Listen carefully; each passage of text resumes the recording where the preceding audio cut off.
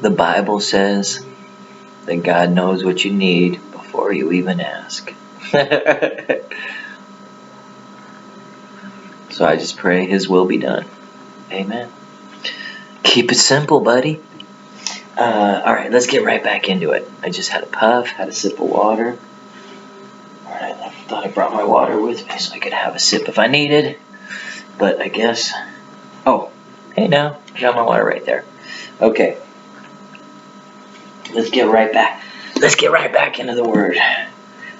So fill the jars with water. Okay, so we were talking about the wedding in Canaan, probably of a relative of Jesus, where his mother tells the servants, do whatever he says, and Jesus says, fill up those ceremonial jars, the non-ceremonial jars, with water. And the point Jesus seems to always be making is that the Pharisees and the Sanhedrin aren't looking out for the people they were supposed to be protecting. They are the shepherds of the flock, given the word and the power to rule over the people. And instead of making their burden lighter and helping the weakest in society, they help themselves. They tried to look good in the eyes of everybody, very godly and clean and perfect. But they weren't really helping and doing God's work like they were supposed to. They had become corrupt leaders, corrupt judges, like we see in America today. And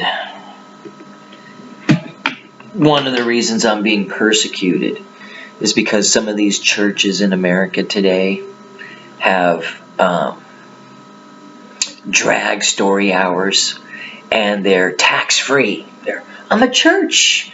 Come here, children. Let's have children's drag queen story hour at my church. I'm a church who promotes child sacrifice, the worship of Moloch. Yeah, we don't call it baby burning anymore. We call it killing the baby in the womb. We call it women's health care. Nothing could be further from the truth. It's killing women's bodies, their minds, getting them to kill their own children. It's causing breast cancer to rise, mental illness. One of my friends, it's very sad, but he brags about having had 6 or 7 abortions with women, paid for them, that his children, he's killed 6 or 7 of his own children. And I'm like, don't you wish you had any of those kids? And now he looks back and he kind of wishes he did. And he's like, yeah, I don't know what I was thinking. I just didn't want to have children with them. And I'm like, well, then you shouldn't have been having sex with them. Think about the time you're wasting. And that's what Andrew Tate says. He says, stop wasting your time on fucking loose women. Sure, if they want to sleep with you, you want to have sex with them, he says, okay, go ahead, do it. And it isn't going to kill you physically. Spiritually, it connects you to them. And you'll think about that person somehow for the rest of your life. Wilt Chamberlain claimed to have slept with 20,000 women. It was probably true. Women love stars and movie stars. I'm from Los Angeles, from Hollywood. I've seen women throw themselves at famous people. And it's hard if you're a nerd in high school and you're not getting a lot of women, and all of a sudden you become famous and wealthy and women just want you. It's hard not to take advantage of that. And, there's something to be said for viewing a lot of women before settling on one you want to make a commitment to have a family and a child with, or children with. So don't settle and don't be in a rush. God's got a plan for you. Work out, be healthy, be wealthy. One of the other things that Andrew Tate says, and I'm glad I keep going back to him, he seems to be like Alex Jones, a man of the hour. He says women will always be there at the finish line. So when you win the race, when you're a winner in life, there'll be plenty of women there at the finish line to make you happy, give you children, and help you have a family. So set your goals and reach them before spinning your wheels chasing after some woman. Unless you find a woman who's going to help you reach those goals and is going to build you up and build your family with you together, then that's a worthwhile woman. Okay, let's get back to the book of John. Here we are. Okay, so fill the jars with water to the capacity of 20 or 30 gallons, Yeshua told them. Fill the jars with water. And they filled them to the brim. And he said, now draw some out and take it to the man in charge of the banquet. And they took it to him, and it turned into wine. He did not know where it had come from, but when the servants had drawn the water that they knew was water, so he called the bridegroom, and he said to him, the bridegroom. All right, so it was probably one of Jesus' brothers. And said to him, everyone else serves the good wine first, and the poorer wine after the people have drunk freely, but you have kept the good wine until now. This is the first of Yeshua's miraculous signs. And he only showed his servants, like his brother and all the guests didn't know, but the servants there did. So he had a kind of a relationship with the working class people. He was like, hey, check it out, guys. Look at these rich fools who you're working for. They're drinking this dirty-ass water and thinking it's wine, but he really did turn it into wine. And it was a miracle, just like Moses had turned the Nile into blood. And Moses said, one will come after me.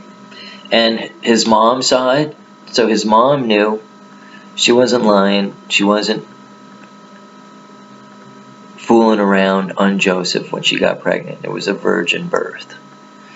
And so she knew there was something special about this child of hers. And she had other children. And we hear about them in the Bible. Some people want to be like, she's a Virgin Mary. She never had sex her whole life. No way, she's a virgin. She always stayed a virgin. She didn't have any other children. She didn't have normal relations. That's why she's a saint or whatever. So, anyway, I just love, so I'm making fun of people who make the Bible different than it is. Because these are just real people. So afterwards, he, his mother and brothers, and his followers went down to Kfar Nachum. So I think that's Capernaum. Kfar is village. Nachum is like my dad, Norman.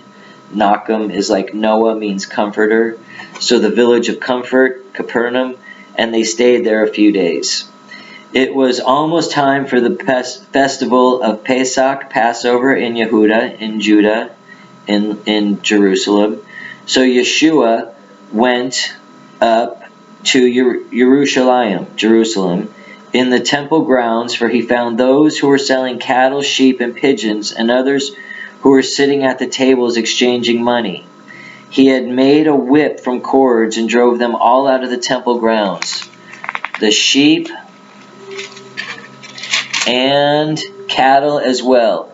He knocked over the money changers' tables, scattering their coins, and to the pigeon sellers he yelled, "Get these things out of here!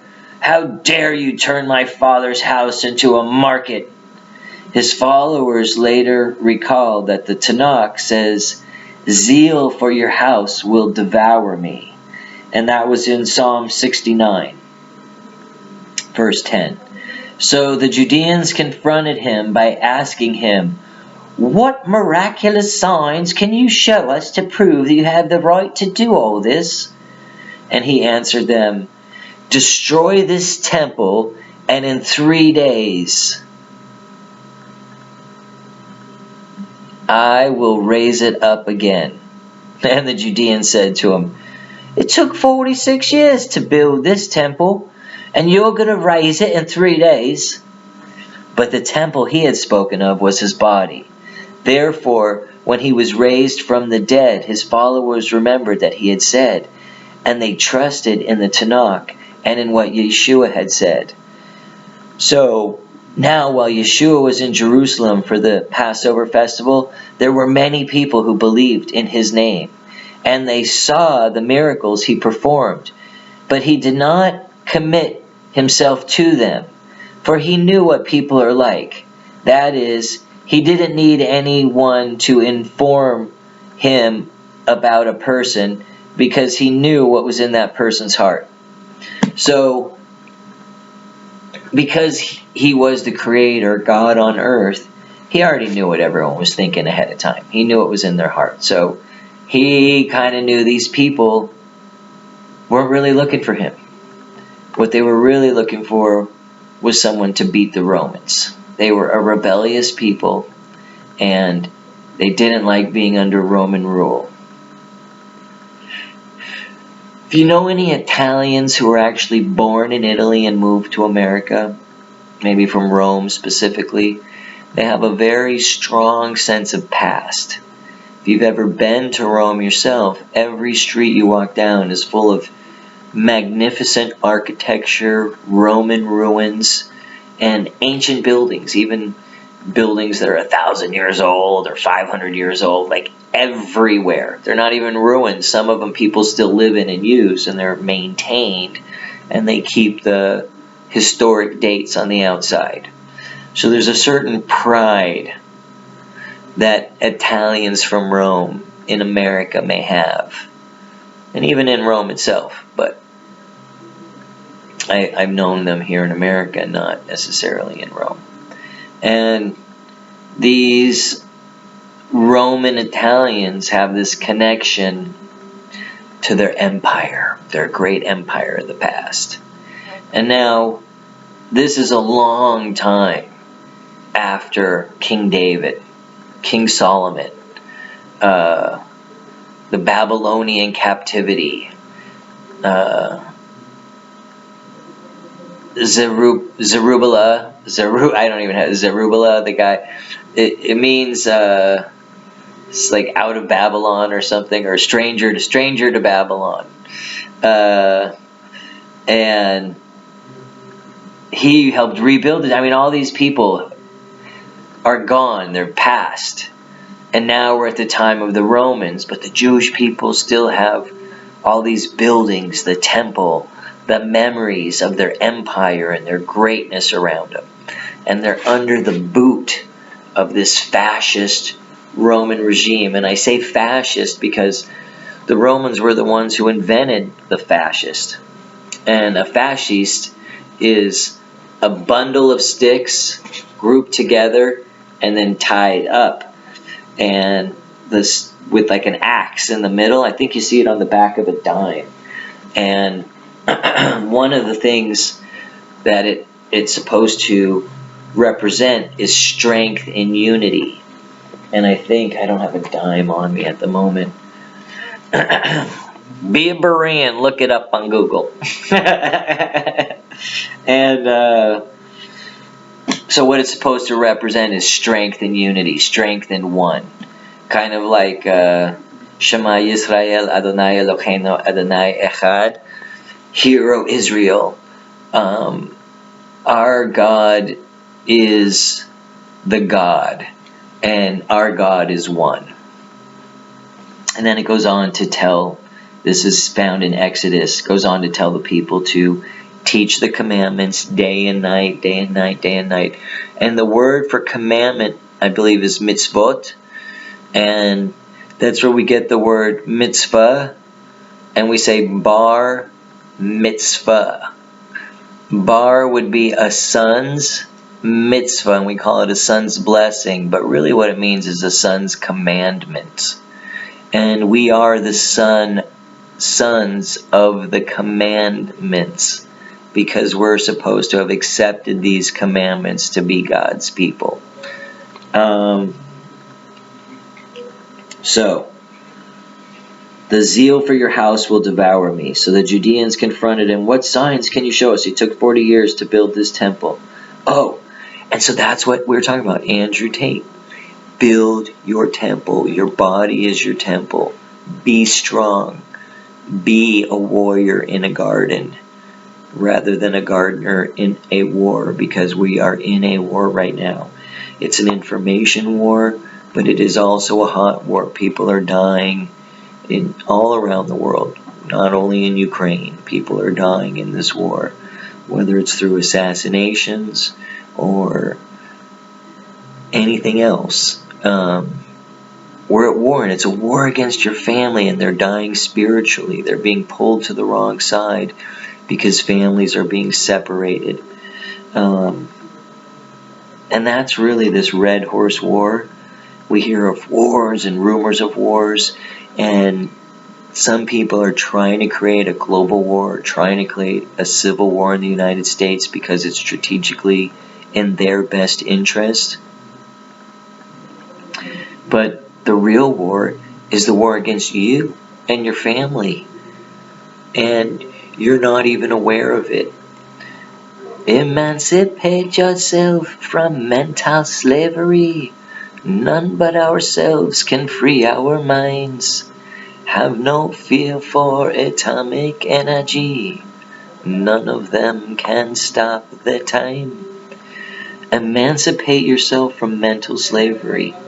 It's your own mind that is enslaving you, and free your mind. I have some people here at the house, and I know they're about to leave. They're downstairs. So I'm going to hit pause for a few minutes, and hopefully I'll be able to come back and pick this up. I'm going to make sure I say goodbye to everyone. Thanks for your patience. Okay, I just said goodbye, and thank you to Jordan. He helped chop some firewood. It's cold outside. So, and I was plugging Temple 420 to his mom. I'm like, yeah, I got Temple 420. She goes, I know what that is. I'm like, I got a ministry for stoners. Anyway, okay.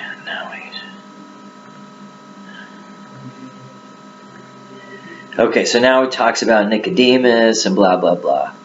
So what was the point of going back to this book? I think it was to really say that John understood the purpose of the Messiah coming to the Jewish people in this time. And his point was to take away the burden that the leadership was putting on the people, and to give them God's message in a more simplified form. Love each other. Listen to me. Look how much I loved you. I love you so much that I'm willing to sacrifice my own life for you. I could pick it up or put it down. I could, request that legions of my Father's angels come down and protect me and not let me be put to death. But I'm not. I'm letting my Father's will be done, not mine, so that the scriptures will be fulfilled. And he took back up his body after they killed him and said, this is my temple. My body is my temple. So we don't need to wait for this third temple to be built and the sacrifices and the red heifer. I mean, most people don't even know what the point of the perfect red heifer is. My friends like sending me, they just sent 3 red heifers to Israel. We're in the end times. We're in the end times. And I'm like, they're in a panic. And I'm like, yeah, I know we're in the end times. There's no reason to panic. So I looked up, the red heifer. What was the red heifer used for? And it was to create the water of purification, which is interesting. They burned the red heifer. They put the ashes in diluted water, and then they sent the water out to people who couldn't come to Jerusalem to be purified so they could still be purified where they were. And I forget what made them unclean, that they needed to be purified, but it was just interesting. Excuse me. I've been talking for like an hour and a half now. I may keep going, or I may start again tomorrow. But we want to get back to the book of Revelation, which is the revelation of Jesus Christ. He reveals himself to John so that John can reveal himself to the people.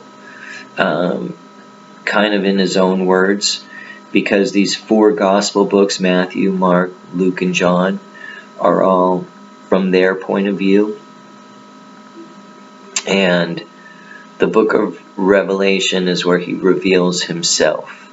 And the book really relies on Ezekiel, on Jeremiah, on Daniel, and Isaiah, and it goes back to some of these old prophets, and even the book of Genesis itself. You know, we talk about the story of Joseph, another Messiah figure, a Moses savior figure for the people. He's one of the sons of Israel, the son of Jacob.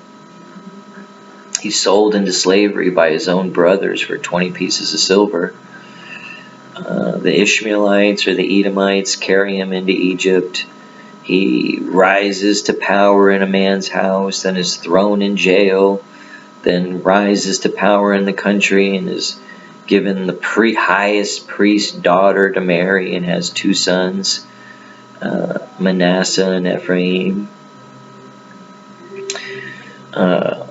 Jacob adopts his sons and blesses the younger one, crosses his hands, blesses the younger one with his right hand, which is interesting because he said the last will be first and the first will be last. And his own son Reuben, his firstborn, kind of lost his birthright because he tried sleeping with his dad's, or he did sleep with or tried sleeping with one of his father's concubines. I don't know if it was Bilhah or Zipporah. He was Leah's son, Reuben was. And Reuben, Rosh Ben Nun, is kind of like Rabbi. Rosh Ben would be head of the house, but he's the head seed of the house, the head son of the house. Ben, not Yi, not Yud, which is the right hand of God, which is Rosh Ben Yud, which would be Rabbi, which would be the head of the house touched by the hand of God. And I'm going from left to right, even though Hebrew goes Rosh, from right to left. I don't know how the camera switches things either. So we're going back to the book of Revelation. How does this whole thing work in the end times? And what the heck is going on right now that our world is going so crazy? Okay? And does Revelation explain that? Well, last year, our first year of the temple, we said, yes, we are in the time when Jesus has unleashed the seals. And someone went forth on a white horse trying to conquer the whole world as a healer, like Jesus, a false Christ, pretending like they're going to help. And they gave this medicine, this modern mRNA medicine, to help everyone in the world. And they tried conquering the world with this. But now it's turning out that medicine is not as good as people thought. So time goes by. John takes care of Yeshua's mother, as he was asked to do at the time of the crucifixion. And most of the disciples are all murdered. Joyfully. with happiness, knowing they're going to be resurrected, knowing they'll have eternal life. because they have faith in Yeshua HaMashiach. But they're persecuted and prosecuted just like Jesus was their whole lives, and most of them are killed. I think almost all of them are killed except for John. John ends up in jail, though, on an island of Patmos, which is a Greek island somewhere off the mainland. And from where he is, there's a mail route to deliver mail by horseback, I guess, onto the mainland of Greece. And it seems like the 7 churches that he mentions at the beginning of the book of Revelation are all right in a row, right along this path. And each one of these cities has its own characteristic. Like Ephesus is the Las Vegas or New York of the day. It's a real cosmopolitan commerce city, and each one of these cities has its own characteristics. Just like we talked about before, each city in America and each city in the world has its own characteristic and spirit that goes along with it. Sometimes it's represented by an animal, like the bear of Russia, or the lion of Great Britain, the dragon of China, and sometimes these countries are associated with a color: red communist Russia, red China, things like that. Russia's red, white, and blue. Great Britain's red, white, and blue. America's red, white, and blue. A lot of the Commonwealth countries that came from the British are red, white, and blue. The Muslims are white, green, black, and red. A lot of African flags have colors that represent them, that have green, black, and red, almost like the Rasta colors. So symbols are sometimes used to represent the tribes. The Reubenites were the mandrake. Judah, I believe, was the lion of the tribe of Judah. So anyways, John writes this book, and this book is of the end times. It's the Revelation. Well, let's just read right from the beginning what it says itself. And it's one of the only books to give a blessing. There's a few things that give a blessing in the Bible, a special blessing. The third day, I guess, has a double, God said it was good. The fourth commandment, honor your mother and father, comes with the blessing of long life. And the book of Revelation comes with a blessing. Let's read what it says. It says, "This is the revelation which God gave to Yeshua the Messiah." So the Father gives it to Jesus, so that he could show his servants, people who follow him, what must happen very soon. And that's the whole thing. Soon in God's eyes, to God's 1,000 years is as a day, it says in one of the Psalms, I believe. And so 2,000 years have gone by, and everyone's like, where is this second coming? Where is this return of the Messiah that you've spoken of? All these days of the Father, nothing has changed.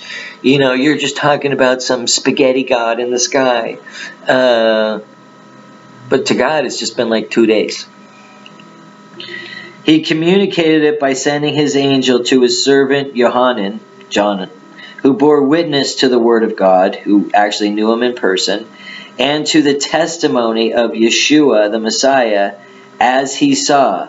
Blessed are the reader and the hearers of the words of this prophecy, provided they obey the things written in it, for the time is near. So this is written like almost 1,900 years ago, but he goes, the time is near, the time is close. But now here we are. It said at the end time, scoffers will grow mad. This word will spread to the whole world until there's the fullness of the Gentiles. And then once the time of the Gentiles is complete, bam. All right, I'm going to end it for right now. We just hit 30 minutes. We'll see you at the next episode.